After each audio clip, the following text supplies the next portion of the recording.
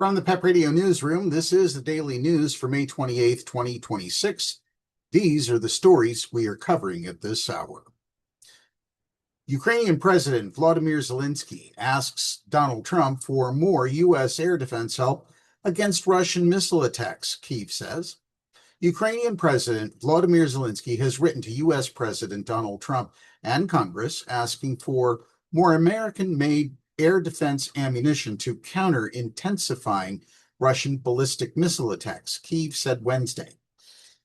Meanwhile, Russian lawmakers have backed a draft bill to have bank employees join the fight against Ukraine's long-range drones that strike deep inside Russia, with trained bank staff shooting down the unmanned aircraft. The steps came after a recent escalation in aerial attacks by both sides in the more than 4-year war that followed Russia's all-out invasion of its neighbor. Neither side has been able to make much progress on the 780-mile front line.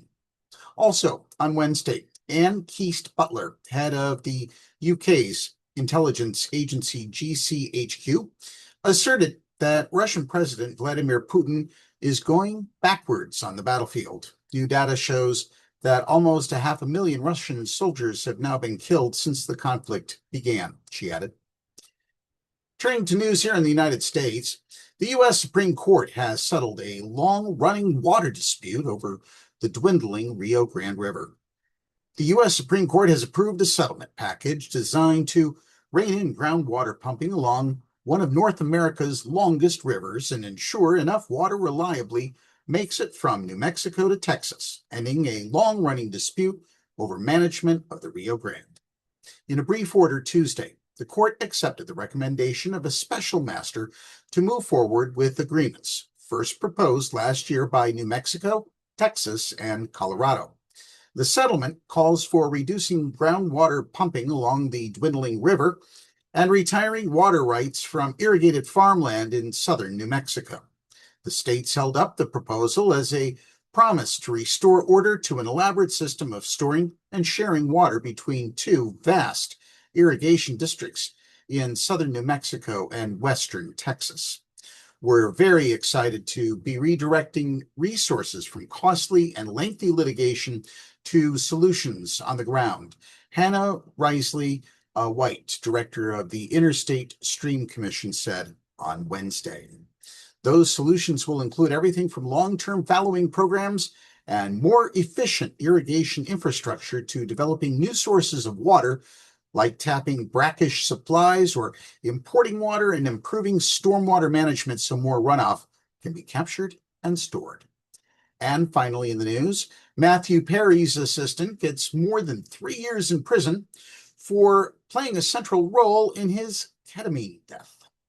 Matthew Perry's live-in personal assistant, who had a central role in the Friends actor's descent into ketamine addiction and injected him with a fatal dose of the drug, was sentenced Wednesday to 3 years and 5 months in prison, bringing an end to the legal saga surrounding the death of one of the biggest TV stars of his generation.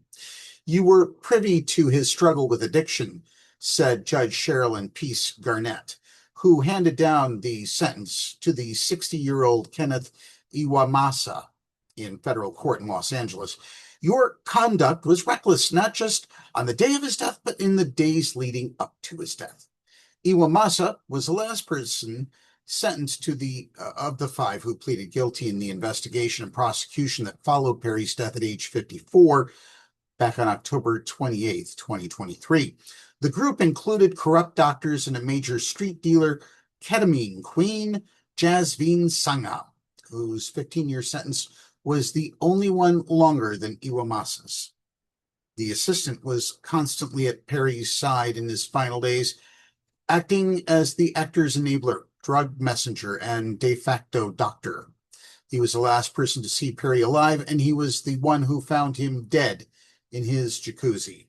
He would eventually become prosecutors' most important informant. That's the news for this hour. The PEP Radio YouTube channel has news updates throughout the day.